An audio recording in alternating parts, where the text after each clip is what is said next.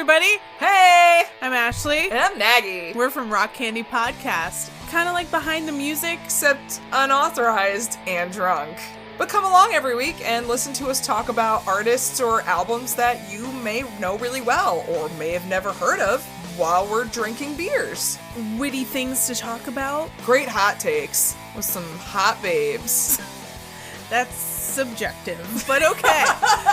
So go find us on Apple Podcasts, Google Play, Stitcher, TuneIn, and wherever you catch your pods. And with that, Party on, kids! Well, that sounded forced. Is it not?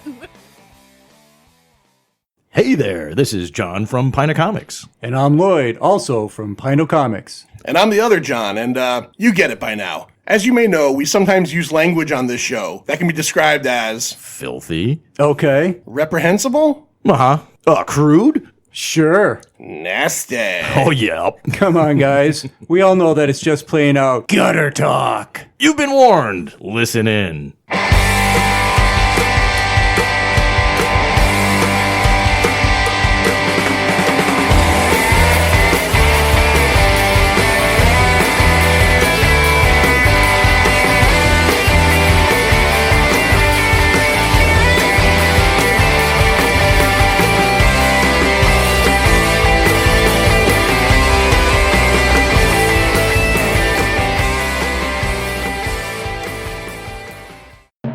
Welcome to the Pint Movie Invitational Series.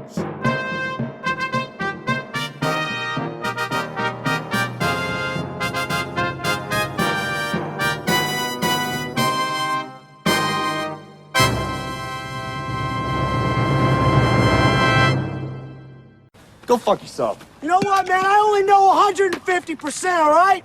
You want me on the mound. You know what? I'm a fucking ball player, all right? You don't get it. All right, here we are back again with another episode of Pint Comics. It's the Pint Movie Invitational Series. Sir John, the manster himself, and Johnny Ganache hanging out with you. And our special guest, we'll get to him in 1 second. And we'll talk about the movie that he forced us all to watch and talk about. But for a moment of, extreme seriousness and brevity, I do want to point out the fact that Lou, our brother in arms here at Pint Comics, his father passed away earlier in the week. He could not make it with us today. Today was the funeral, and we just want to extend our deepest love and sympathy to Lou. By the time this comes out, it might be a little bit later, but we're thinking about you past, present, and future, Lou. So that's enough for that. Rest in peace, Lou's dad. All right. And our guest tonight to bring things back up to a look at that. We've never started with a death notice before. Yeah. You must be special, Chad. No, we never even talk about people that have died in the celebrity world. Yeah, we never even talked about Stan Lee, and we're like kind of a comic book podcast. We got Chad Dizzle Davis with us. Chad, what's going on? What's up? Chad been too long, Chad. Yeah. We've been on your shows. Yeah. You've been on our radio show, but you've never come on out to the 215 to hang out. First invite. Oh, no kidding. Yeah. Oh, wow. Yeah. It's No awesome. wonder we were having a chat about that. Chad lives way the fuck. Let's just, without saying where he lives, let's just say I live way the fuck over here, and Chad lives way the fuck over there. It is only Connecticut. Yeah, I know, but but that's funny. Like, think of how we think of that stuff, though, and then think, what if we lived in like fucking Pennsylvania or Ohio, or or Texas, for Christ's sakes? Texas is crazy. I've been there. 6 hour drive to go see a concert for an hour and a half. Ain't nothing. Down the road is like 2 hours. Right. Yeah. Well, they say, it's just down the road. It's 2 hours. And Master, you lived in Massachusetts. I mean, even that like exponentially larger is so much different. No, I didn't find Massachusetts that different. No, unless you're living out in the Cape. The Cape is way the fuck out there. Yeah, well, that's true. Right. I've been seeing a meme on Facebook lately that makes me laugh, where it's a picture of traffic outside of Boston, and it's, what does it say? It says, from Boston, it takes an hour to get to Boston. Yeah. It's kind of true. I'm from northern Maine, so that's out there. I'm talking like an hour drive on 95. You don't see nothing but trees. Yep. And you literally got to gas up because it says like you won't get there's another gas station for another hour. You got to make sure you have a reserve tank on you at all times. Pretty much, yeah. When I was 18, I went and vacationed up in Moosehead Lake. Oh, I've been. That's where I'm from. Yeah. Yeah, that was. That's where you're from? Well, I'm from that area. Yeah. Okay. Yeah. I'll make an admission right now. I'm a New Englander, born and raised, been in Connecticut, and lived in Connecticut my whole life. Connecticut. I've never been to Maine. Dude, it's never. Fucking beautiful. It's beautiful. Never stepped foot. Can I swear? Yes. Yeah. Okay. Fuck yeah. We're on the podcast. Fuck yeah. All right. Okay. Yeah. It's fucking beautiful. Jesus fucking Christ. So what part of Maine are you from exactly? What town? It's a small town. Well, it's actually a pretty big town, but Millinocket. Millinocket, yeah. It's literally the last town, first town, however you want to say it. That's on the Appalachian Mountains. Okay. Well, it's like the first mountain. Mount Katahdin is in that town. Is that a native name or is that a French name? I don't know. That sounds native to me. What's your name? Davis. No, not his name. What's the name of the town? Yeah. Oh, Millinocket. That's Millinocket. totally native. That's native. Well, you never Native. know. I mean, Yeah. it's Maine. They may blend some like French and It's a big mill town. Oh, it was a big mill town. Millinocket. So I figured it was like probably Ocket. And then they added the mill. Mill to it? in Noggett. Yeah. I don't know. Mill fuck it. I had a very good friend who passed away several years ago. This is the death episode, by the way, of Pint Comics. But he was from Maine. He was from a town called Madison. Yep. And it's funny because he was unlike you. He had a heavy Maine accent. He had the whole thing. And he always talked about like the mills. Is there other jobs up there than the mills? No. There's nothing. You work at a mill or you get the fuck out of Maine. Yeah. Mm-hmm. And didn't your dad like move to Connecticut to work at a mill? Yeah, he's worked at a mill, a paper mill, since he was 18. Wow. The mill shut down in Millinocket, and it was a huge mill. Like it's hard huge. to explain like how big it is, but there's like the one that I work in. I work at a paper mill now. Right. It has one machine in it that makes paper. This paper mill up in Millinocket had 13 machines in it. Yeah. That made paper. Really? So yeah, it was huge, and I remember going there as a little kid. And then it was all virgin paper, pulp. So it was all trees and stuff. Right. And they used to have like a man-made river that ran through the mill. Mm-hmm. And you'd had guys there with picks. And they'd move the logs down the river This into sounds the mill. like some fucking Game of Thrones You shit. get to This pick sounds like- one and get a prize on the Yeah. bottom. Dude, they used to let me do it when I was like 9 years old. Like Yeah. they'd give me the big giant pick and I'd just sit there and like Don't- pick the don't wood let- down. Come on, kid, don't fall in. Don't let HR know that. By No, the way. no, totally different up there than it is down here. Yeah. Yeah. So do you prefer you're it down 8 years here? Or, I old, mean, yeah. have you been here since Get you to were work. little, or have you been here? I moved here when I was 14. Okay. I prefer it up there way more, Yeah. but there's nothing up there. It's friendlier. No, it's friendlier and just more relaxed. I mean, Yeah, the only It's place to like- go I'm on not the, kidding. Just get out on of the here. lake was the We're assholes here. local dump. yeah. That was it. You go see black bears at the dump. There's a they don't. It's not open anymore. I don't know how long ago you went. I was 18, so it was like 20 years ago. All right, so they had to close it down because Add 10 to that. +2. they ended up closing it down because tourists was going up there and feeding the bears, but they would get out of their cars. Oh boy. But like I remember as a kid Yeah. feeding the bears with my hand. Like I'd put my hand out the window, Right. and they'd come in Marshmallows. and eat like marshmallows, Cheetos, like, and then get it right out of your hand. Is but that you'd stay now? in Can the I see your car. hand? Is that your real hand? That is my Okay, real no, hand. okay, good. Black bears are not that dangerous. Oh yeah, no. 800 pounds, fast Yeah. as shit. You just claws, don't teeth. just don't keep your food out. I mean, if you're camping and stuff, and they don't bother you. Number one rule, and I learned this.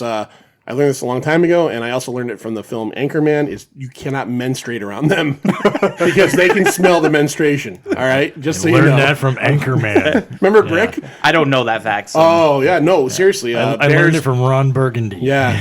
Right, when you go camping, aren't you supposed to like put like all your not menstrual stuff, but aren't you supposed to put all like your like food and stuff up in a Yes. tree or up in a flagpole or You something? hanging on a tree. Yeah. Yeah. Yeah, I wouldn't survive. Cooler in the car. All right, Chad, you're here. You're here. Pint Movie Invitational. We invite our friends on. We give them an opportunity to pick a movie, whatever the movie is. Doesn't matter what it is. We're going to talk about it.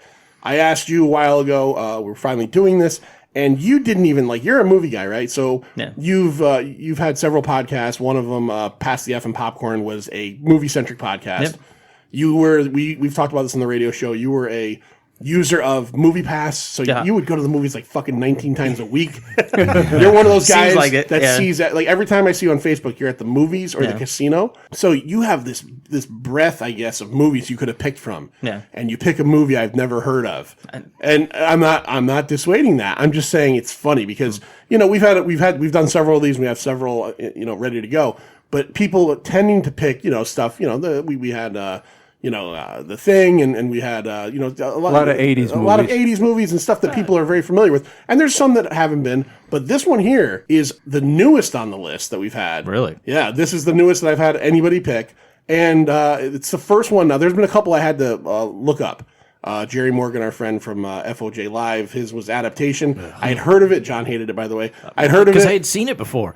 Before you get any further, this is the first movie that anyone's brought to this table that I have not seen. Oh, see, this is... thank you for that. Oh, yeah. You're welcome. This is very, very much appreciate That's that. what I was going to say, was Adaptation was one I hadn't seen, and I think there was something else maybe. You had at least 2. Yeah. But every single movie that's come to this table so far, I've seen until this one. Yeah. So that was a a breath of fresh air for me. So, Chad, tell us what movie you picked, what we all watched. Tell us why you picked it, and then we'll go from there. All right, so I picked a movie from 2016. It was a Richard Linklater. A Richard Linklater directed Everybody Wants Some. It's pretty exclamation point! Right, by the way. It was kind of a follow up of Dazed and Confused. Dazed and Confused was set in the 70s. This one's set in the 80s.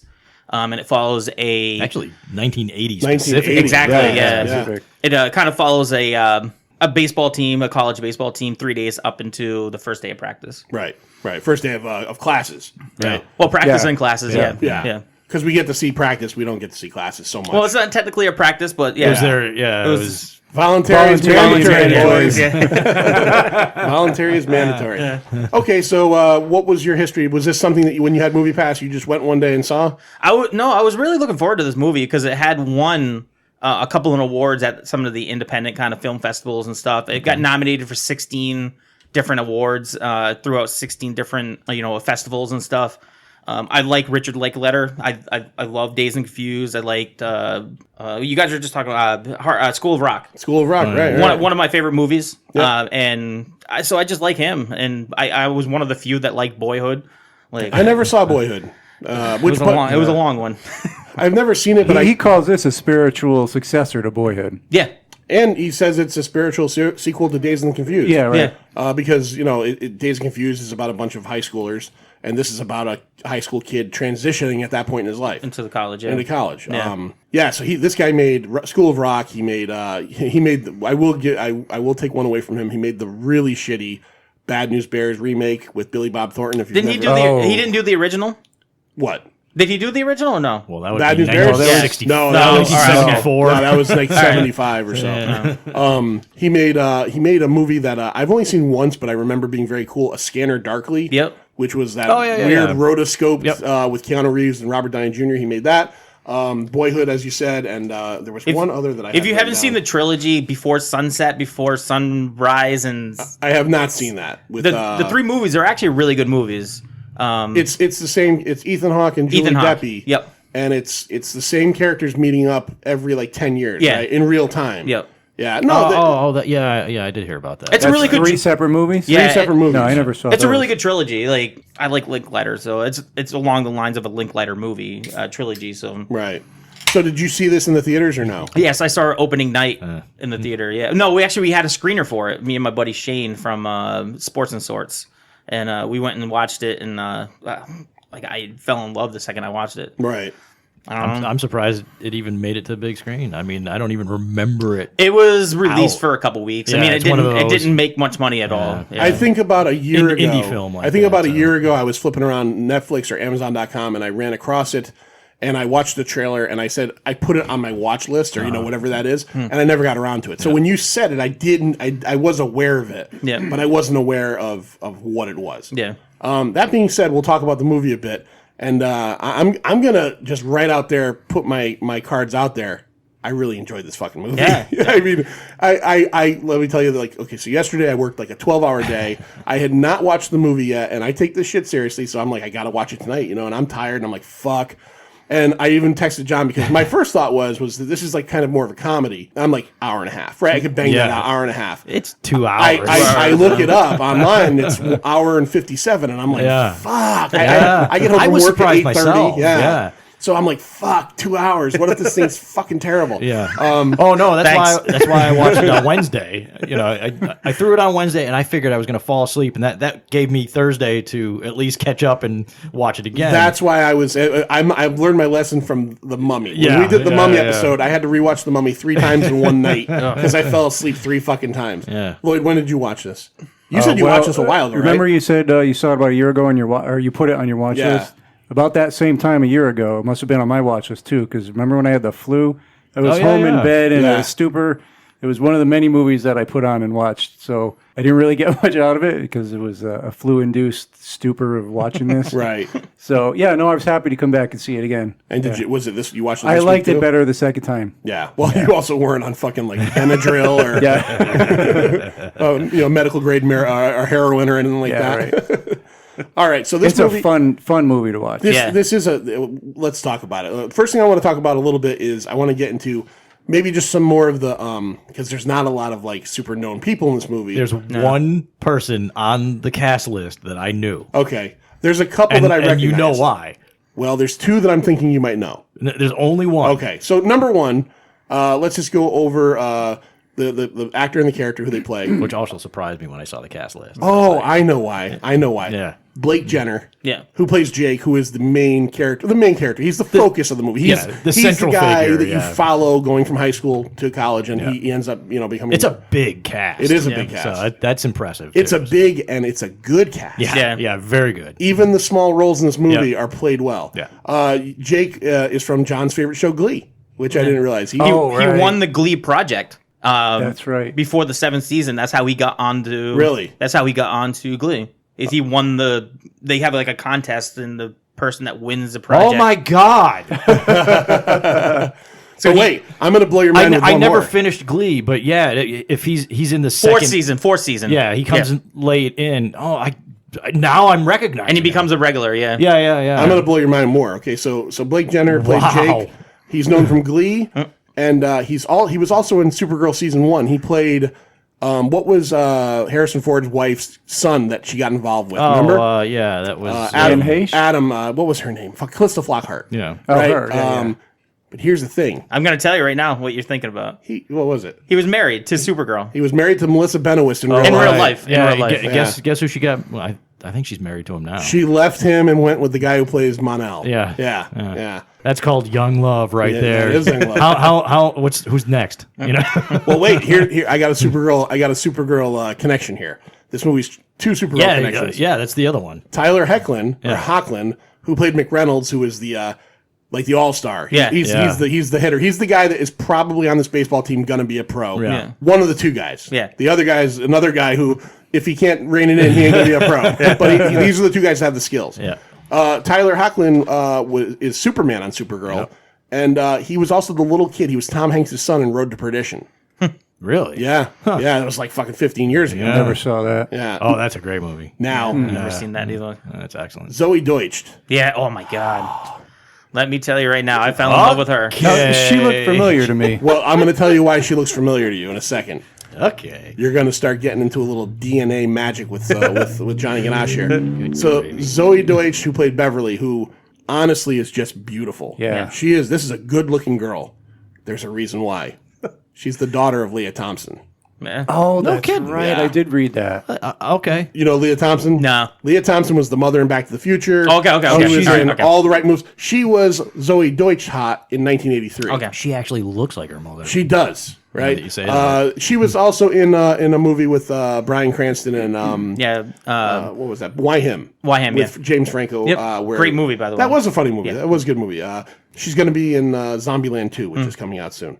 If you want to get into DNA again, Wyatt Russell. Yes. This is who you know or no? No, I'm assuming? Tyler Wyatt- Hoechlin is Oh, the only okay. name I knew on that list. Wyatt. Well, I'm going to give you a clue here. Wyatt Han Russell.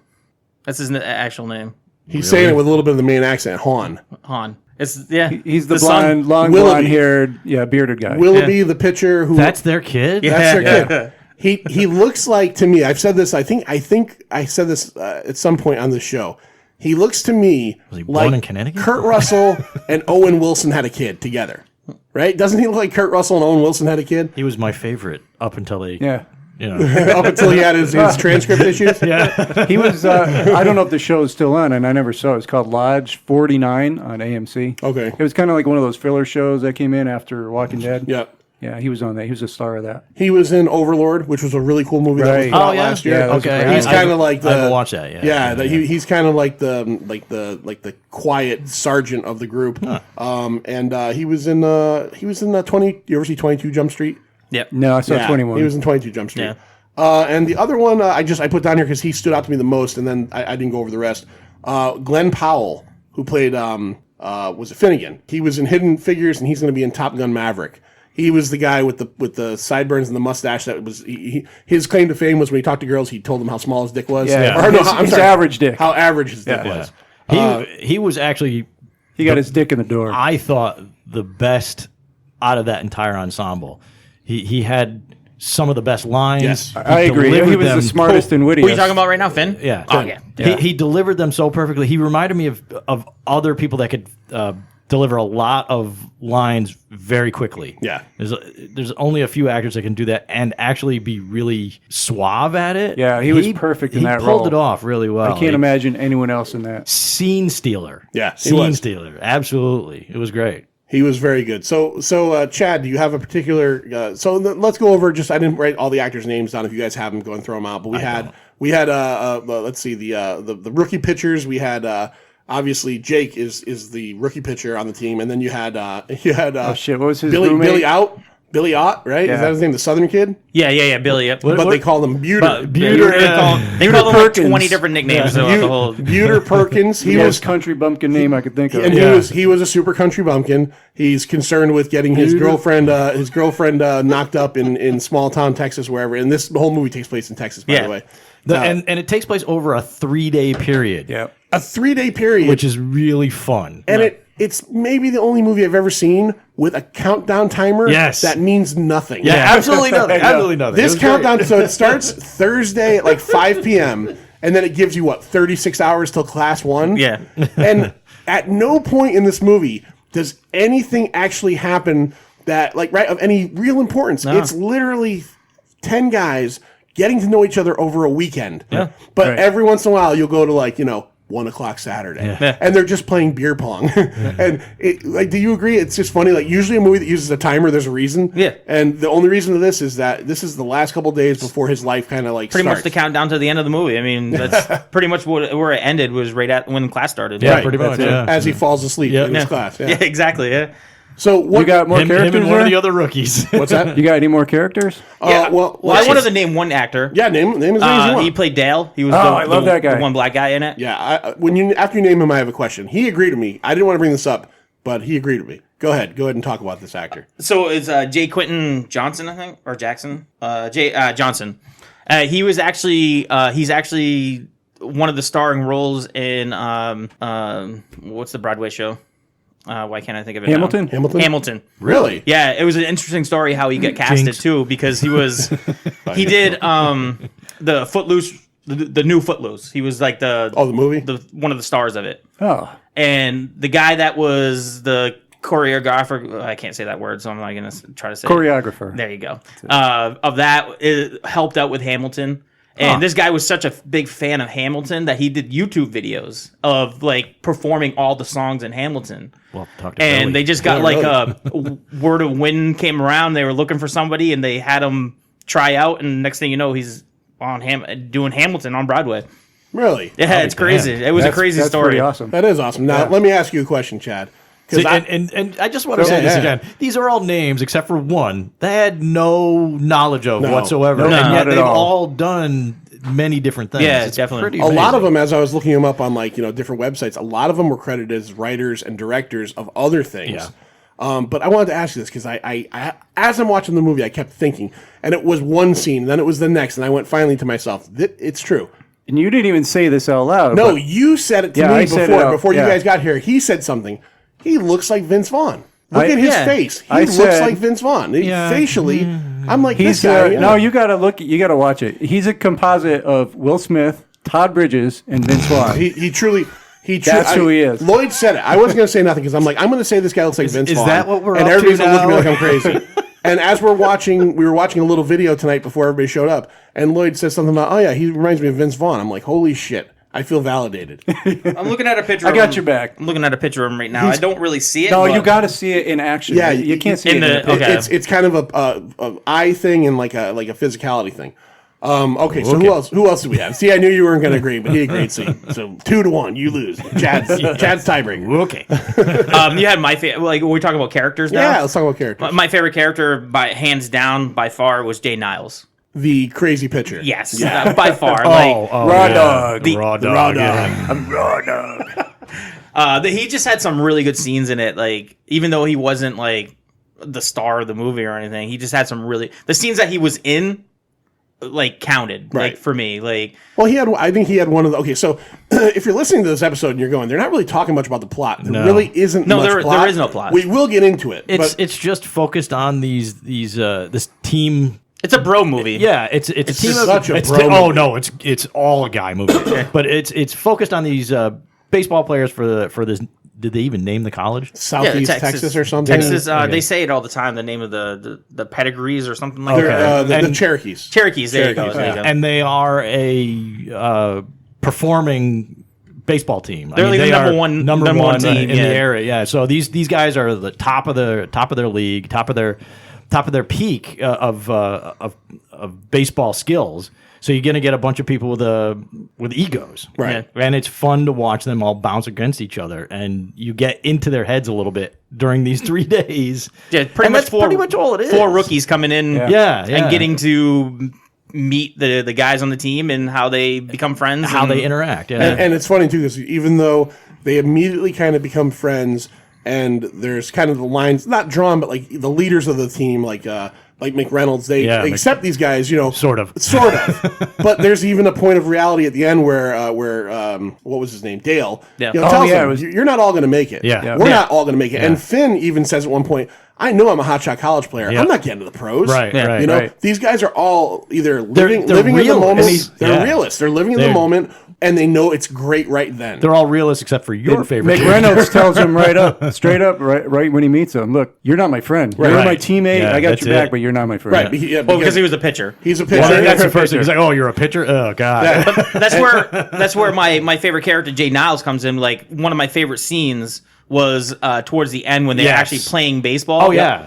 And then when he actually comes back, and because the setup for the scene was Jay Niles gets in there and they're taking batting practice. Yeah. And when you're doing batting practice, it's just an easy toss, Right. like Right. get some swings in. Take it easy. Yeah. So he comes out there and he's throwing his 98 mile per hour fastball, and I can't what was the guy's name? McReynolds. McReynolds, yeah. He's pissing everybody off on the team. Yeah, he just gets up there and hits it, and he's like, hey, and he gets all Jay Niles gets all pissed off, and they're arguing and going back and forth, and he ends up walking off the field or whatever. Yeah, he was totally serious. Yeah, Yeah. definitely. But the scene where he comes back and like has a talk with him, Yeah. he's like, hey, he's like, it's one of the better scenes. Of the Yeah, film. he's like, he's we're like, hey, good. nice hit. It's a great character moment. It is because it really nails down the McReynolds character. Yeah. From all the points Yeah. in the movie where you see he's Being a jerk. he is much. kind of, but he's also a heavy duty competitor, and you realize that he is intending to go on to the majors. And he's trying to get his team ready too. Right. and he's a right. leader. Yeah. And he's a leader. He's he a leader. is a strong He leader. tells him at that point,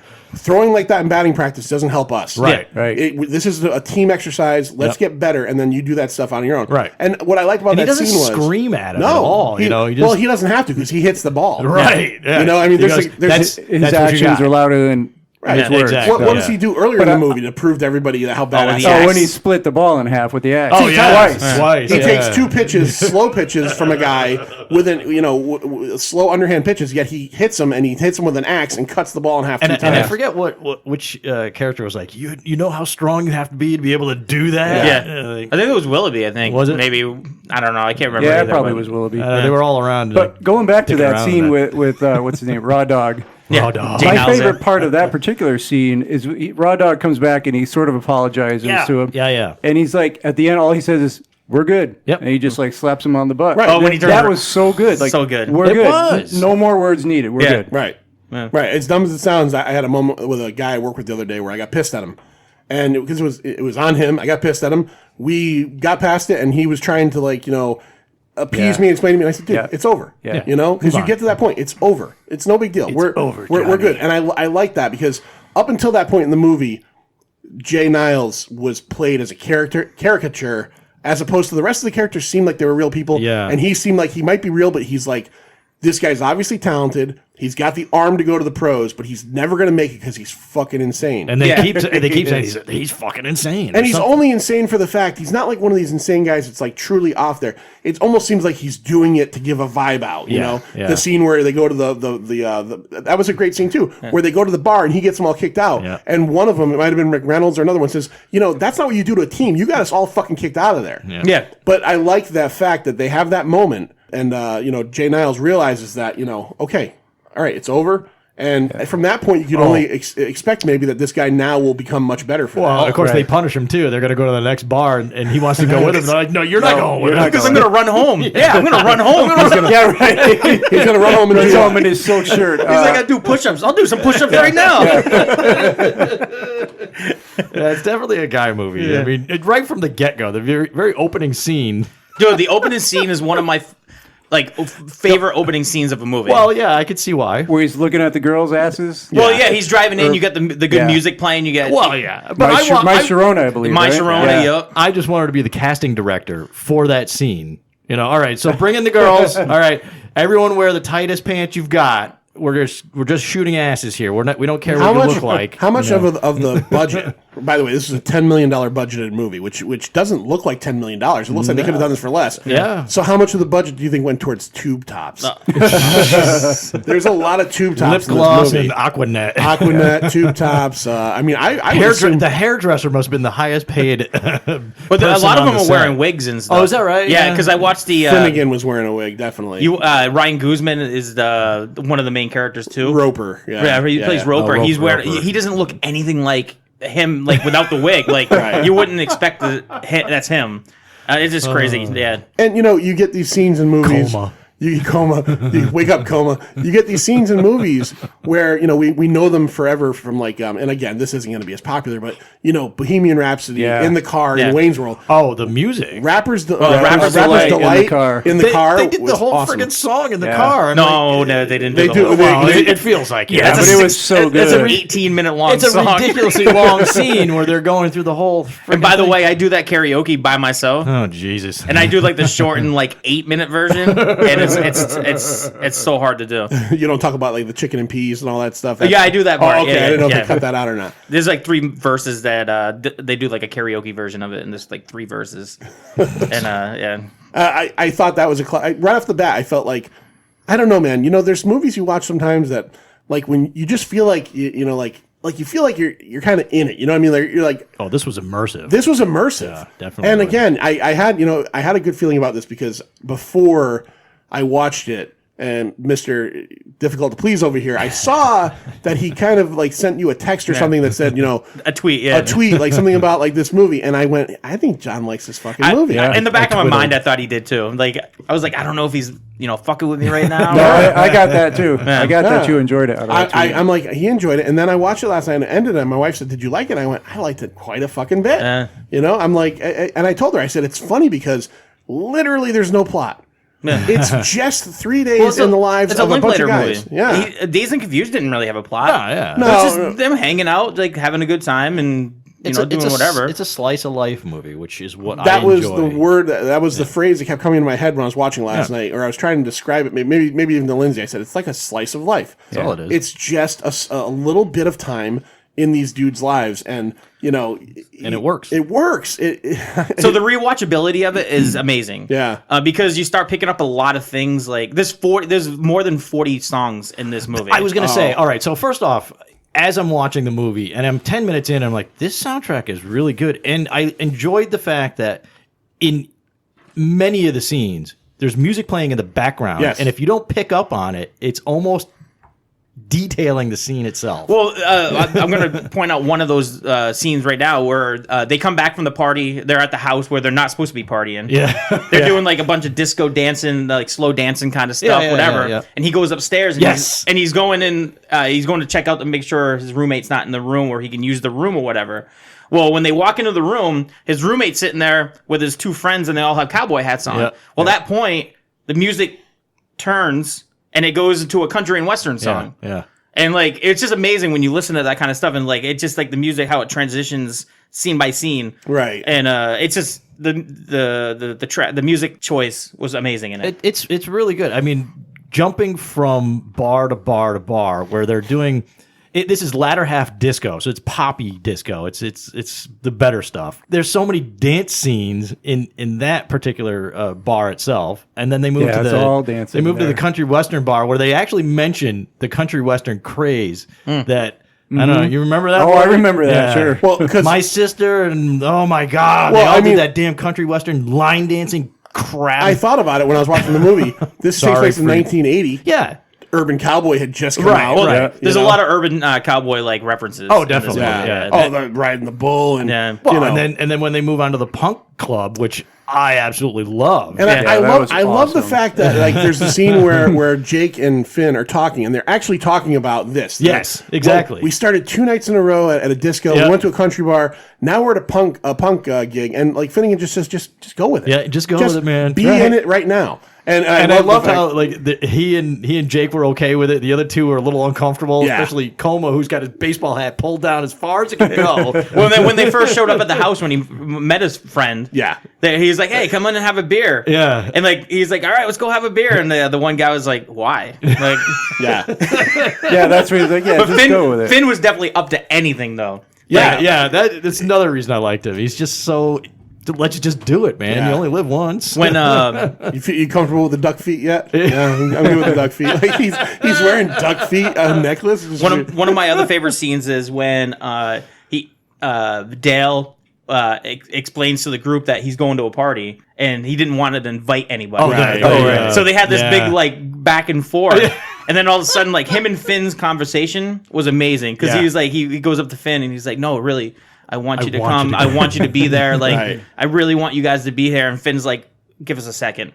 And he talks and he's like, "We're in. And it's the performing arts kids. It's that's after he meets Beverly. Yeah, and actually, God, that's just like a whole nother party on a different level. Yeah. That's what you were a total of referring back to what you were saying. Sorry.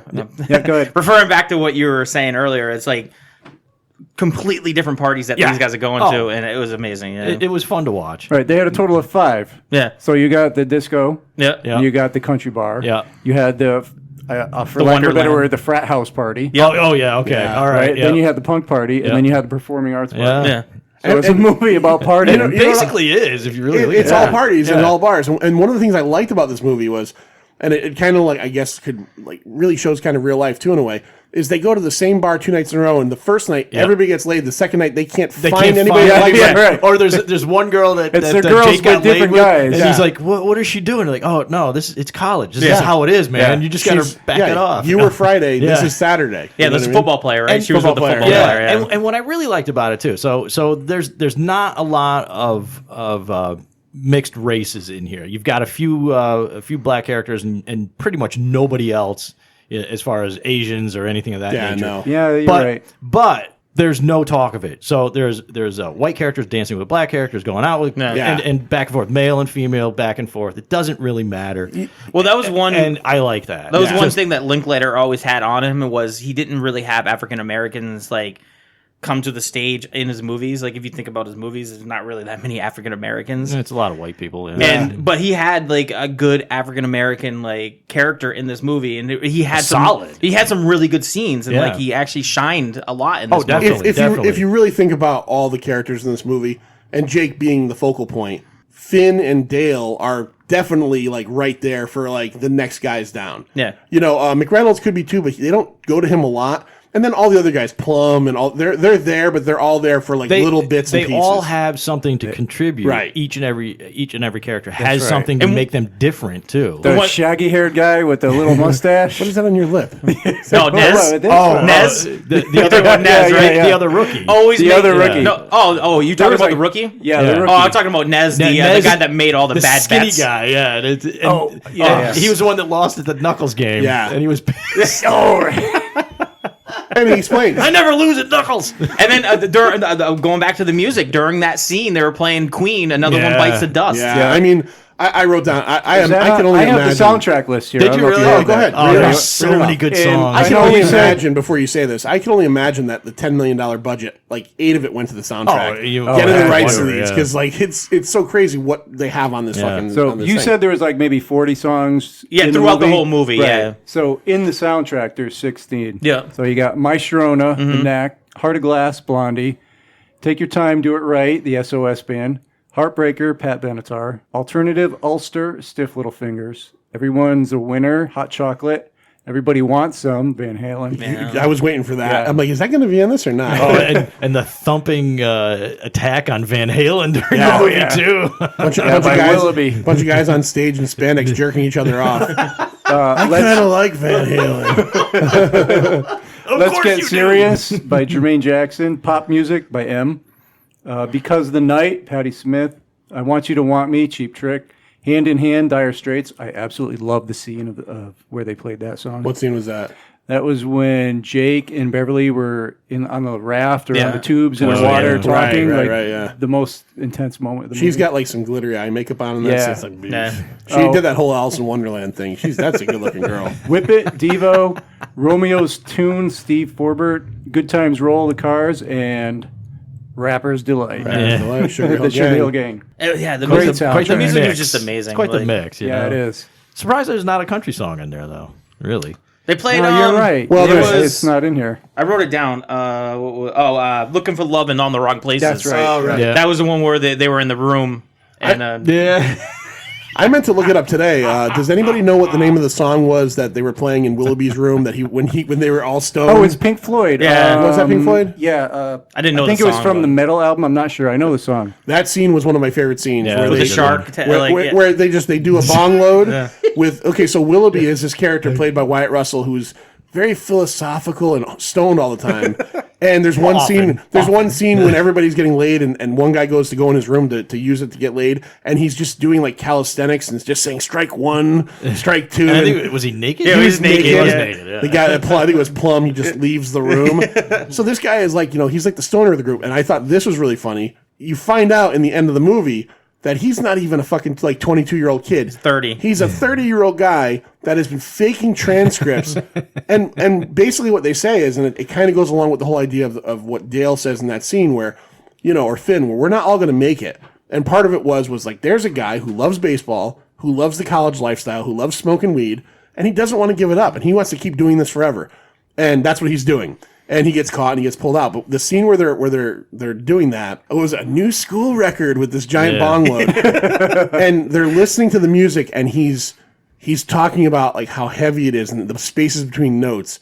I can easily remember when I was in high school, and one of the first times in my life, and I haven't done it in a long time, got high, and I had a couple musician friends, and I'm not kidding when I tell you, we listened to music, and they were like that. Yeah. They were talking like that, like just listen to the transitions, and it's like you're like, holy shit, that seems very realistic. And they're sitting around and they're all smoking, and then what would you want?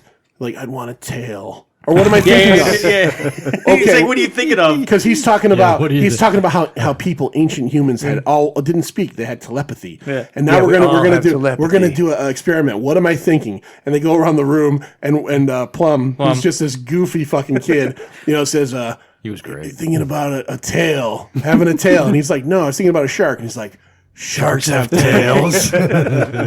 Plum also had my maybe favorite line this movie was chock full of lines, yeah. of great lines. By the way, the Pink Floyd song in that scene was Fearless. okay, Fearless. I'm gonna have to down. I like that song. Yeah, it's a great song. I'm going through my notes and I totally forgot when we were talking about actors and stuff. Yep. I noticed him right off when I first saw him, the coach. Yeah, who was that? He's the creeper from Jeepers Creepers. Was it really? Yeah. He's the main character Wow. in Jeepers Creepers. Yeah. Okay. All right.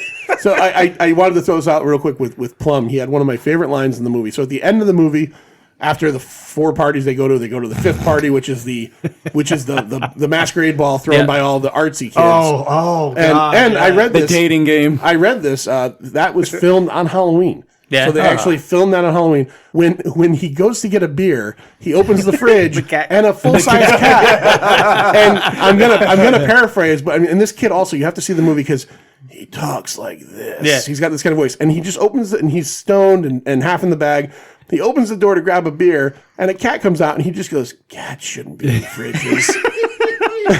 That might have been my favorite line in the whole movie. It was sort of a throwaway line. It was a throwaway line. It was sort of like in the background. Cats shouldn't be in fridges. One of my favorite reoccurring jokes in the movie was when Finn went into cock mode. And when he was talking to a girl, and like when they explained it right off the bat, like at the beginning of the movie, he's like, "Look, brilliant! Yeah, look at Finn right over. I bet he's in cock mode right now." He's like, "What the hell is cock mode?" And he's like, talking about his cock right now. He's talking about how mediocre his size his cock is right now. That was Dale telling that. Telling the main character there, and it was just a reoccurring thing that happened throughout the movie. It was very funny. Yeah. I love when they completely derailed him at the party. Yeah. Oh my! And he was so pissed. The first time you get to see him angry. Yeah. When they were walking outside, they're like, "You guys are just a bunch of assholes." These girls are intelligent in here. What did he say? He said something. He's like, "We all hang around, and all you guys do is talk about girls. But when we got some girls around us, all you guys would do is talk about baseball. Right? That's all they were doing." He says, "Our lives are baseball, and all we talk about is pussy." Yeah. He goes, "And now that we're around some really fine-looking girls, you guys want to talk about fucking baseball." Another thing, another scene I thought was really funny with him, and it was another throwaway line. You got to wonder, was it written or is this something? And Linklater actually lived this life. He was a college baseball player, so this is kind of semi-autobiographical, biographic. He's from Austin, Texas. He went to school in Texas, and he was a really good ball prospect. But there's the scene in the beginning where they go to the first disco and they all get laid, and Finn, is laying there with the girl after sex, and he just says, I think the Astros are going to go to the World Series this year. He's just like, I don't fucking know. The girl's asleep. Nobody gives a fuck. And all he cares about is who's going to the World Series this year. I got to tell you, Chad, you picked it was a lot of fun. I really enjoyed it. So I bought the movie on Vudu when it first came out, and they have featurettes on it. And they have 3 of them, and I watched all 3 of them. The first one was, it was called like Linklaterpedia or whatever. And it was him going through the cast because he's so much older than the cast. He actually went through the 80s. Yeah. So he was going through the cast about how they talk, the words that they would use and words that they wouldn't have used back then, mannerisms like how they shook hands think about it. All these kids in this movie were probably not even born in 1980. No, that's what he was saying in the featurette. He's like, you guys weren't even born yet. Right. So they had that one, and then they had the other one where for all the dancing that they had to do. Half the cast, it was pretty funny because half the cast were baseball players at one point in their life, and the other half were like dancers or performing arts people. Right. Cool. So they were helping each other, but they went through 3 days of like rigorous you could tell because they were good dancing. Yeah. And that's the thing. I mean, you get to certain scenes and everybody knows these dance moves, especially in the country bar. Yeah. Yeah. I mean, they're bitching about this new fad of the country music bar craze, and yet they go there and they know the dances and they know the lyrics to the songs. They got so good at dancing though. Linklater had to tell them, like, you guys got to settle down a little bit. You guys are looking too good. Yeah, like you guys are college students. Have you ever seen college guys dance? And then something like that. The third one was that you? Was that you? That was me. I was a terrible dancer. The third one was all about how they dressed. Oh, that I could do. Oh, the silk shirts. The third one was all about how they dressed, and they started the featurette with them sitting in a chair. It was whatever his name is, Mick Reynolds, and one of the other guys, and they had the little short shorts on. Mm-hmm. Yeah, and he's just sitting there, and he's like has his legs spread open. Yep. He's like, literally, my balls are hanging out right now. Yeah. Well, what did Plum say in the first scene in the beginning when Jake shows up to the house and they're filling the waterbed? And what, is it Plum that says that? Turn the water off. What did he say? He's like having sex with a fat girl on a fat girl. What was it? No, he said it's like having sex with a girl on top of a fat girl. On a waterbed. That was a really funny line. That like set the mood right there. This is a bro movie, like right here. Like I said, the opening scene where he's just staring at ass the entire time he drives up to the house, and like, oh yeah, this is a guy movie. And how funny was it that they circled around to the two girls? Yeah, that was great. And then Finn had his chance, and like he had Guzman just sitting in the driver's seat. Sitting in the driver's seat, just like leaning back, and like it was so funny. And then when they leave, when they leave, they look at each other like lesbians. Yeah. Every guy's excuse for a girl that doesn't want to fucking talk to him. And that was such a great scene when they leave too, because the guys are in the car and Blake, the head guy, he's sitting there. He's like, look. I'm a freshman. I'm a freshman, and I'm already pulling in the. And they're beating on him about it too. Yeah, they're like, "Oh, didn't she just called you a cock holster and this and that?" No, he's a cock gobbler. Cock gobbler. Yeah. They really hammered on each other. It was great. Yeah, it was a lot of fun, and especially when he started, he's like, "Oh, back it up! I don't want to see where she goes." Yeah, like the freshman's telling us what to do. Yeah, this is getting really creepy right now. 307. Yeah, no, 309. 309. They're all 312. 312. Yeah, because they didn't want to go back, and then he goes, "I'll buy the first pitcher," and they're like, "Deal." It was something I liked about this movie a lot is that the Blake Jenner character Jake, and they kind of allude to this later in the movie, is where they say every guy on this team is the best guy from their team in high school. Mm-hmm. Right. Yeah. They're all this is a team full of hotshots. Yep. Yeah. But what I liked about it was the first scene of the movie. You know, you see him cruising through the streets, and he's looking at the the girls and everything, and you don't know the character yet. And in a lot of movies, this character is going to walk into that house and be a mouse, and he immediately integrates himself and doesn't have a problem hanging with these dudes. Yep. He doesn't back off from these guys. Right. And he's an alpha male. There are a bunch of alpha males. Oh, it's so much so. Even the guy with the shaggy hair, who's kind of he is not a, you think he's going to smell the beer in my breath with the coach? Oh, yeah, and he kept trying to smell it. Even he is not like some timid kid. No, and when they're doing the knuckle flicking, and he wins the knuckle flicking. He wins. He's the freshman. And he was walking away. He's like, "Come on, you're still the greatest, man." He's like, "You're still the greatest." They're all great. I love when Jake walks in the house and he meets McReynolds and who's the other guy? Roper. Yeah. And when he goes by, he squeezes between him and the wall. Yeah. And the other guy doesn't budge, and he just keeps keep looking at him, and he's like, What does Roper say in the scene where he's in those pants checking his ass out? He's got the best cheese in town. The best cheese. Yeah. Does he not remind you of Paul Rudd a little bit?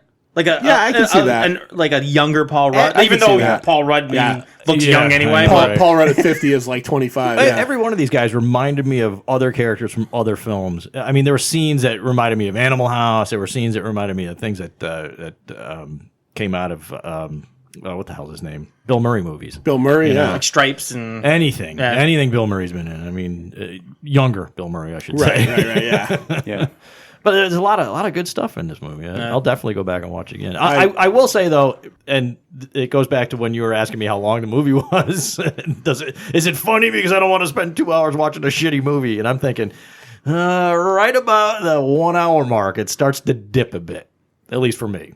See, I didn't feel dip. See, I did because it's just such a long movie. The other thing this movie did that I thought was so weird, and I give him credit for it, is in the first 10 minutes of the movie, okay, you get the scene where, like you were just saying, with the car and Jake, he obviously works his magic a little bit on Beverly. First 10 minutes of the movie, they're going to end up together. She doesn't show up for another hour and 10 minutes. Yeah, right. Any other movie, it's going to be the next 5 minutes. He's going to be thinking about her and dressing up and going. Laid the next. He goes and gets laid, and they live their lives for 2 days, and then 2 days later he wakes up and goes, she calls him. Yeah. At that point, I'm like, I almost forgot about her. Yeah.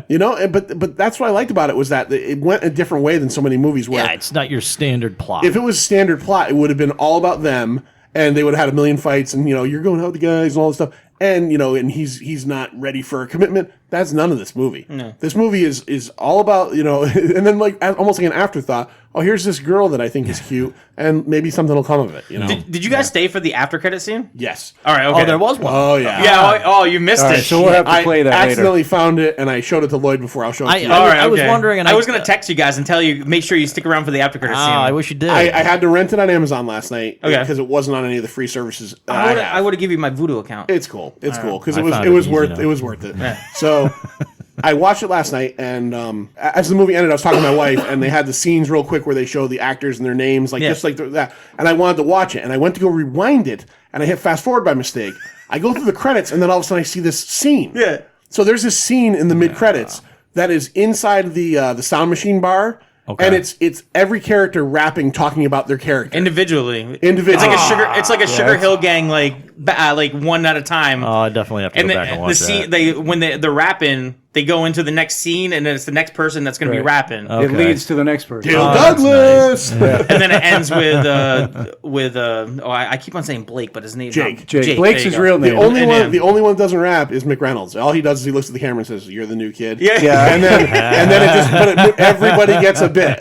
And the funniest of all of them is probably the curly haired kid because he raps really fast and nervously. Yeah. And then they change it to country for the country bumpkin. There. Oh, for when Buter comes out, it turns into a country song, and then him and My Jake name's have Billy. a back and forth. Even when they're going back and forth, they switch it back and forth when they're they go back. each talking. Oh, that's great. It's so funny. I found it by accident, and I was so happy because I watched it. And like I said, I asked Lloyd when he came over. I missed it. I threw it on real quick because I think my wife made a comment. She's like, "They were really good rappers too." And he's like, "What are you talking about?" I'm like, "You got to watch the scene." It's not like a mid credit. It's like it's very early on in the credits. Okay, all right. But it was very cool. It was a cool idea. Yeah. I guess let's talk about real quick characters. Who was maybe the character you enjoyed watching the most? Who was the character that you thought was like maybe your favorite on screen? Well, I liked Finnegan a real lot. Yeah. He was great. And I like Jake, the lead, too. Yeah, Jake was good too. And Dale. He likes them all. Yeah. John, do you have a particular character that maybe you hung on to? Finn was definitely the go-to guy for many of the scenes. But Willoughby was great. Just absolutely love Willoughby. But they were all so good. It's just it's hard to pick them apart. It's the ensemble really that makes the movie. Yeah, some have bigger roles than others, so you're gonna go for one of those guys because they had meatier roles. But yeah, even like Plummer just was great. He's just like the guy that hovers around everybody saying at least one line. Yeah. You know? I will leave Chad last as their guest. I think I would go with probably Finn because the kid was really impressive. He was really good. But honestly, in almost a non-actory way, Plummer was one of my favorites because he reminds me of people I've known. Yeah, and I actually like in his rap at the end because he kind of seems like kind of like the dumb guy. But he makes it the point. He's the catcher, and he says something in the rap about how I'm the dummy, but I call the whole game. The catcher's the guy he's like the quarterback of the team almost. I love when McReynolds went up to him. He goes, "Don't talk to me while I'm up here." Yeah. Don't talk to me. That was great. So, Chad, who do you think is your favorite character? It's hard. I mean, my favorite, even though he didn't have a lot of in the movie, was Jay Niles. Yeah, right. You did. But I think Linklater did such a great job. Like with his character development in this movie, like even though they didn't have major roles, you knew everybody, right? Like you knew the characteristics of everybody, you knew what they were there for, even though they might not have had a lot of screen time. You kind of knew them in the long run, and that's what I liked about the movie. You kind of got to know everybody in the movie, and this is one of the few times that I actually Jake was not one of my favorite characters, and he was the lead role in the movie. Right. I like the surrounding characters more than I like him. I agree with you. Yeah. I definitely agree with you. He's and I didn't even see him as the lead. I call him the central figure because there's so many people that they're gravitating around him for the story. Yeah. I mean, he's generally the person that you're going to follow as the story progresses. But calling him the lead is difficult because everyone is so they have parts just as big as his. He's the audience's viewpoint. Yeah, he's the focal. You're getting in behind him. Yeah. And he's the one that like has, if you even want to say most character development, because by the end he does have this moment, like you said that was one of your favorite scenes, right? My favorite scene in the movie. Yeah. What did you particularly like about that scene? Well, they're talking about some pretty good stuff, heady stuff, passionate. Being able to enjoy something in life, putting yourself out there. You can't get anything. You put yourself out there. Don't be afraid to look stupid, she said. Right, that was it. Don't be afraid to look fucking stupid. I like that because I thought about that which with is what we basically do. what Willoughby was telling them too. Yeah. Don't be afraid to be weird. We're weird. We're pitchers. Participate in life. Stuff like that. And then that was a real good moment between those two characters. And again, she had the eye makeup on and everything. Oh, and she was hot. She's a good man. Good looking. Yeah, but again, she didn't look too bad as Alice. No. Yeah. But she's got Leah Thompson DNA right up in her. And, the crazy thing about Leah Thompson's DNA is her father is a guy named Howard Deutsch, who's a Hollywood director. Do you know what movie he directed that Leah Thompson was in? Solar Babies. No. Charlie Brown? Howard the Duck? Howard the Duck. Oh. So if it wasn't for Howard the Duck, we may not have Zoe Deutsch. Yeah. I think he also directed the other, the one, I know Larry Dwyer is a big fan of it, Some Kind of Wonderful. Oh, yeah, I think that's he a good made one. both those movies, and she was in both those movies. Yep. But yeah, man, Chad comes to the table with it strong. Yep. And again, you come, I'm going to give you the credit right now. You come to the table with, again, one of the few movies I haven't seen, but not just that, you come with the upset, because I was like, fuck, what did Chad pick? Well, I'm sitting there. I'm like, my whole thing was, I know you guys are comic book people. Like, I didn't know like what your backstory was with baseball, even though this movie really isn't about baseball technically. There's some baseball in it. Yeah, but until you get to the practice, they could have avoided baseball totally. Completely. It's more of a bro movie that they're just broing out and getting to know each other. And I was a little worried, but I was like, in the long run, I think they might like this movie. I liked it a lot. Well, there's a bunch of things that I like about it. For movies of this nature, it's a period movie. And it's done well. Yeah. It's a slice of life movie, which I really enjoy. And then it's a bunch of nobodies that pull it off. That just nails it. I like this because this is the kind of movie now, even though it's only 3 years old at this point, this is the kind of movie now when I see these guys and other things, I'm going to go, that's fucking Roper. Yeah. That's because I love that when you see a movie you like and you get someone you like a lot and then you start to see them grow from that. Yeah. Mm-hmm. And you know, Wyatt Russell has already kind of, you know, we've seen that in the last couple of years with him. I just hadn't seen this yet. And I'm excited. Like I said, the guy who played Finn is going to be in Top Gun 2. I mean, whether you want to see Top Gun 2 or not, that's a big fucking deal. That's why he's going to have the porn stash too. Yeah. When I saw Wyham in the theater, that's the first thing I said when I saw her. I was like, "Oh man, she was from Everybody Else. Everybody wants them." Yeah. So I dig this movie. We're going to go over some box office numbers. This is funny. This is also a first for. We talk about box office when we do these shows, and the weekend it came out. This is also, for me, first because there are 4 movies in the top 10 of that week that this came out that I've never fucking heard of. Right? So usually we talk about movies and it's like from 15, 20 years ago and it's like, okay, Back to the Future and Ghostbusters. You know, we all know those. There is some shit that came out. So let me see how many I've seen. Well, with MoviePass in 2016, that was probably around the time I've we first seen met all you. 10 of those movies. All right, so $10 million budget. U.S. gross, I came up with $3.4 million. Did we see, or did we say when this movie came out? 2016. I'm going to give the date. Oh, okay. In 1 second, yeah. And you said you came I read 4.6 that it made. Yeah, I saw 4.5 or 4.6. Yeah, it strictly had a U.S. gross. This was not released in foreign markets, and I could see why. Because I don't think anybody in Japan is going to dig on this movie too much. But this was released limited on March 30th, 2016, is what I saw. Right. I also saw March 11th, so I went with the 30th. March 30th. I mean, March 11th was released at South by Southwest. Okay, so March 30th is the actual release. It was the widest release this movie attained, period, was 454 theaters. Yeah. Wow. So on its opening weekend, it did not crack the top 10. It made $312,000. So we'll talk about what was out right at that point. So number 1 at the box office, week ending, I think it was April 3rd of 2016, Batman vs. Superman, Dawn of Justice. Awesome movie. It had been out for 2 weeks. Killing me. 51 million. It had made $51 million at that point. Number 2, I think this was a Disney one. I know this one. I have not seen it. Zootopia. Yep. Oh, yeah. 5 weeks, $19 million. Number 3. Did not like Zootopia. Didn't like that? I never saw that. It was all right. It's formula. Yeah. Disney stuff doesn't really do a formula like those type things. It had been out for 2 weeks. It made $11 million, and I knew this was out, but I'd forgotten about it. The sequel to a movie from about 20 years prior, a big hit to My Big Fat Greek Wedding 2. Oh, yeah. Not a good movie. Oh, I couldn't imagine. I've never seen the first one. Didn't see it. Number 5. The first one was a good movie. I saw that so long ago when I've forgotten. What's her name? Nia Vardalos, right? Was that her? I can't remember her name. She was like that first movie was it was one of those indie movies. Yeah. That took when that was out, that took the world by storm. That was like The Blair first one Witch. was a big movie. It was huge. It made because it was made for nothing. No one expected anything, and it made a ton of fucking money. Yeah. Number 4. This is the first movie that I had no clue what it was. I looked it up, and the cast list tells you why, and the title too. God's Not Dead 2. Yeah. So God's still not dead. Never heard of it. At $7.6 million, it opened that weekend, and it starred Pat Boone, Robin Givens, and Ernie Hudson. Oh, Wow. By the title, I'm assuming it's maybe one of those religious movies that gets thrown out there every once in a while. I don't know. Well, it was around Easter. So. Yeah. Number 5, another one I've never heard of, starring Jennifer Garner, the box office poison. Jennifer Garner, man. I don't know how that she stays working. Miracles from Heaven.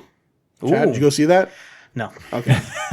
If Chad didn't go see it with his movie pass, I remember it. It was another religious movie. Easter movie. Yeah. It was the one. It was the one where the kid broke his arm that fell from the from the tree, and somehow some miracle, like he was gonna die, and he miraculously, like somehow because they prayed to God, like he. You've explained your way out of this movie. Well, that made $7.2 million. Jennifer Garner. It was out for 3 weeks. Number 6 that week in the box office. This is only, I've never seen these in a young adult series.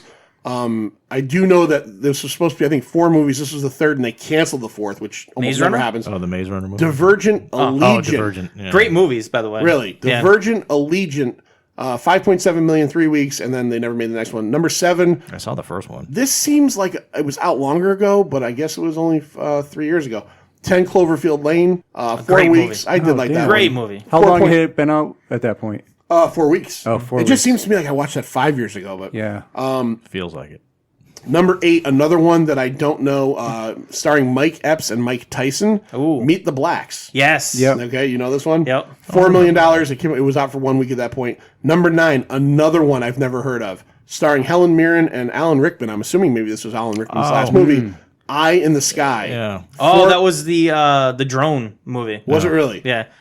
Why did I want to think that Hoffman was, what's his name? The one that died there. Alan Rickman. No, the other one that died too. Oh, jeez. The other one. It's a death-ridden episode here. Yeah, really. Richard Seymour Hoffman? Seymour. Oh, yeah. he died Philip before Seymour that? Hoffman. He's been dead a long time. Yeah, he died before that one? Okay, yeah, I would think so. 4 million, 4 weeks. And number 10, everybody's favorite mercenary with a mouth, his first go around, Deadpool. 3.4 million. It had been out for 8 weeks. And at number 21, everybody wants some. And at that point, I said before, it was $312,355 for the opening weekend. It was at $360,812 because it had come out on a Wednesday. So you add Wednesday and Thursday. Yeah. That's the weekend. That's the total weekend. So I don't know, man. Not a good week for movies. Not a good week for movies. Mm-hmm. And yeah, you came with a winner, Chad. You came with a winner, honestly. I tried. I think we all really enjoyed this movie. Yeah. Matter of fact, I was going to just say it right now. I think you mentioned something on one of the last episodes, and it started making sense. And this movie's kind of pushing me towards it. What's that? Quarter grades. We're going to go to quarter grades now. Oh, all right, geez, we're going to make it a little bit easier. No, you can't. You we don't can't have to pull do that that. off now. Okay, all right, No. all right. All right. When I wanted to do it, you said no fucking way. And now you want to do this? Can I appease you? Can we do quarter grades now, John? No, fuck you. Okay. All right. All right. Hey, that's his vote. That's his vote. No. You stick to your half points. Just I know. This movie earns like a quarter. So, all right. So, Chad, we're gonna go around on a scale of 1 to 5, half scale only. So you can go 2.5, but not 2.25 or 2.75. And the even though it's 1 to 5, the John rule is that you can give it a 0 if you truly feel that way. The Jerry Morgan adaptation. Oh yeah, that's right. I did give it that. What would you give this movie on a scale of 1 to 5? 4.5. 4.5. All right, John. What are you going with? Solid 3. Okay, and that's not. I want to say this. That is not for John a diss. That's when he says solid. That means a lot right there. Manster. I will go 3.5. 3.5. I am going to go, and again, I'm going along John's lines here. Solid 3. Yeah. All right, 3.5. When you get into that 3.55 range, we're talking. There's been a couple movies I look back on. I think The Thing I gave like a 4. To me that's a 4 or 5. I sometimes I'm not thinking. To me, this is a solid 3. I don't think I've given anything higher than a 3 yet. So No, I think you gave one thing maybe a 3.5, maybe. Now that I think about it, probably not. But I'm a harsh judge. You are a harsh judge, but again, for me, saying 3 is not saying this is not. No, this, it's a solid, this is entertaining movie. Super entertaining. I do think there's replay value there. I think it's more replay value. Like maybe like 6 months from now. Like there's some. I don't watch a lot of movies over and over again. Yeah. I'm not that kind of guy. But I do watch things, like every year. I'm not saying I'd watch this every year, but this is the kind of movie that if it was on TV, I would leave it on. Yeah. You know what I mean? Well written, again, written and directed by Linklater. Yeah. Well written, awesome cast. A lot of times when we do these Pint Movie Invitationals, I'll sit down and write notes as I'm doing it, and sometimes I'll write down lines I really like. And I was just too tired to do that last night, and I'm glad because I would have fucking filled the note page out of it. Yeah. There was so much awesome dialogue. Yeah. So much awesome. What's that when they're in the disco The world of college pussy is upon us. Oh yes. Yeah. And then you have the Reservoir Dog scene with all the girls walking forward. Oh, yeah. Which one are you going to get? She's really tall. I'm going to climb the mountain. and I did like the fact, I think John alluded to this earlier, that this was a time in America where, I think in maybe the age I was growing up in, you kind of think in a way, there might be a separation between, like black people in R&B music and rap and white people like this and that. There was none of that. I love the fact that like Jake is singing these disco songs when he's dancing and it just goes to show that it was maybe more of an inclusive time with art. You know what I mean? Like where I know I felt when I was growing up that it was more delineated where you like this and you like this and it doesn't seem to have a lot of crossover. I think there's more crossover again now with like kids, what they listen to and stuff. But I think there was a good period of time where I was, a young adult, where it was like, this is what, we're supposed to like, and, don't go over that way. You kind of got a little bit of that once they got to the punk scenes. And when he meets his punk friend, you got some of the characters that were like, yeah, let's do this. And others are like, this is not for me. Right. Even when they went to the performance art, party, nobody questioned them. Like, they walked in...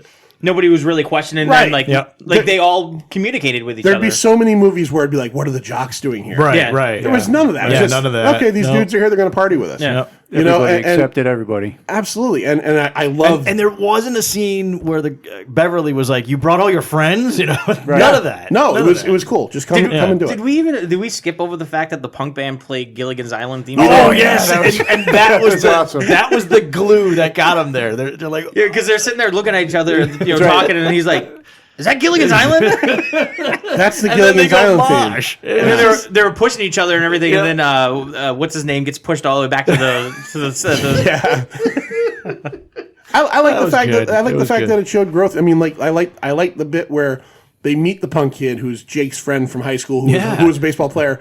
And this is true to life. You would never expect he was a baseball player. Yeah, right. That was awesome too. And he explains himself too. Yeah, there's a lot of that. There's a lot of exposition from characters explaining themselves or explaining things. Like when the coach comes in and he's explaining how they're in this house. As a viewer, you're like, why do they have this house? And he just basically says, the college has been good enough to donate this house, or the town was good enough to donate the house to the college. Yeah, the two houses. Yeah. And you're like, well, that's a throwaway line that we don't really need, but man, does it explain a lot. Yeah. Little things like that. There's a lot of that in this movie. You guys are so good that the town or the college is going to do this for you. Yeah. Just and 2 rules. What a piece of shit house. Yeah. and as many times as I watched this movie, I still don't know if that painter was a scout or not. Right. Ward. I don't think so, but you didn't know if Weatherby. How come I keep forgetting his name? Jim Ward, maybe it was Ward for sure. The scout name. Yeah, it was something like Jim Ward. But who? Mick Reynolds. Mick Reynolds. There you go. It was how dare you question that? Play for them to play better. Well, that was Roper. That was like, hey, I see this. You guys, can you pick them out? Yeah, that's right. Yeah. Yeah, they're either messing with during the scene and practice at the end. They're either messing with the younger guys or being honest.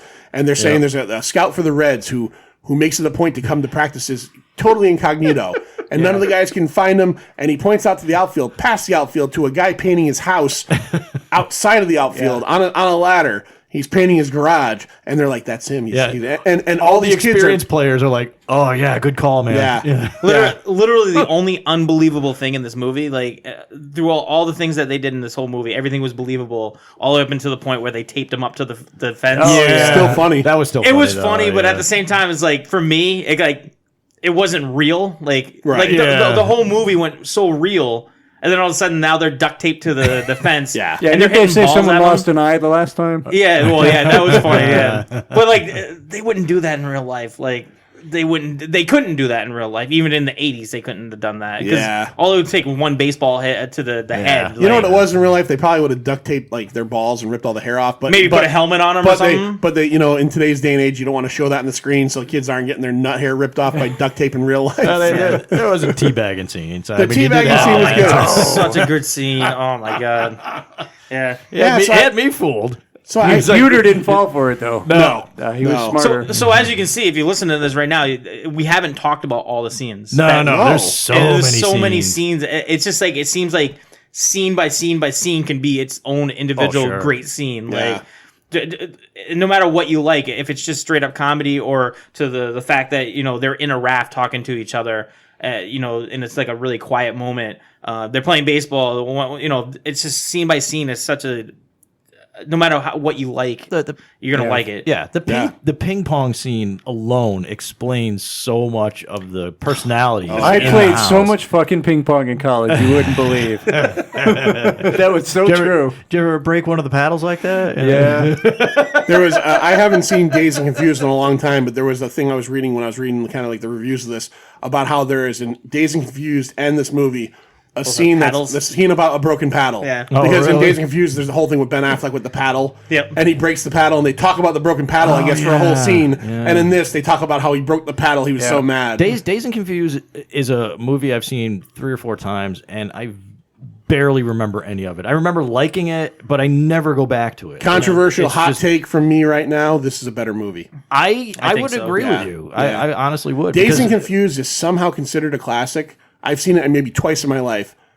It's enjoyable. Hey, it gave us McConaughey. It gave us but that's the thing. But that's it, really. That's about it. And it is also a slice of life movie. Sure, this one works better. This one I think does work better. This one works better. It's more focused in a strange way if you really think about it. Yeah, because you are following a small core group of people, but it's a sprawling group of people when you really look at it. Yeah, have you seen Dazed and Confused? I remember I bought the 10-year anniversary. I like Dazed and Confused probably better. I think it has represents a little bit more type of people than this movie does. That's why I part like of it that. too. Yeah, there are differences between them. This is a bro jock movie. Yeah, definitely that. And which is another reason I didn't go higher than a 3. And I do like the soundtrack in your audience for Dazed and Confused. Although this is great, I love the Dazed and Confused soundtrack. It's a good soundtrack, but this one I think broadens the scope a little bit, and not just because of what's on the soundtrack, but what's in the movie. Yeah. So definitely, it's a good movie to watch with friends too. Yeah, like, sit down and just watch the movie. I've watched it with like probably 20 different people, and I've not had one of them say it wasn't a good movie. Throw it on, have a few drinks. Oh, it's a beer movie for sure. Definitely a beer movie. Not Schlitz though. No, not Schlitz. Or what was the other one? Lone Star. Oh no, Lone Star. Nah, you gotta have a Lone Star. If you've never had a Lone Star, you gotta have. I don't think I have. It's pretty much Texas only. You can get it up here if you special order it, but I don't recommend it because then you have 24 of them. I don't recommend ordering the shitty beer. I didn't say shitty. It's Texas beer. So all right. So Chad, what do you have coming up next? I know you got a brand new podcast coming out. Talk about that for a little bit. I mean, it's just a podcast where we, me and my buddy Brian Quagan, talk about all the episodes of Family Matters. So we go through every episode. We have a guest on every episode. We break down one episode at a time, and that will be getting released next month. Starting to be released next month, and it's called "Did I Pod That?" Did I pod that? And are you still doing hanging with Chad as well, or no? Not currently. I'm focusing more on that one right now. So not even the video stuff. You're not doing the video stuff you're doing for a while there. No. Yeah, and we're going to talk a little bit more about podcasting. We're going to do another. You stick around for another show? Yeah, sure. All right, we'll talk about podcasting. We'll do we'll do a show about podcasting. But do you have anything out there yet for Twitter, or do you have a website that people could start checking this out? By the time this episode comes out, you'll probably be rolling. So yeah, you can check out it's on Twitter and Instagram at Did I Pod That. You can find it on Facebook at Did I Pod That. And you're gonna say it like you should. Yeah, can you say it like he would? Did I pod that? I don't know. I can't. I don't do impersonations. It's right here. Here, I'll try. Did I pod that? You're a lot better at it than me. Yeah. So yeah, as of right now, we're just working through. We got a theme song getting worked on, and we're just working on getting some episodes in the bank, and then start releasing them. Go from there. Check it out. Did I pod that? Chad's new project. This guy's got a million. We'll talk more about that in the next episode. So, Pint Movie Invitational. Lloyd, you want to take us out of this one? You want to put it in reverse? See ya. Boy! It's over, Johnny. It's over! Nothing is over! Nothing! You just don't turn it off!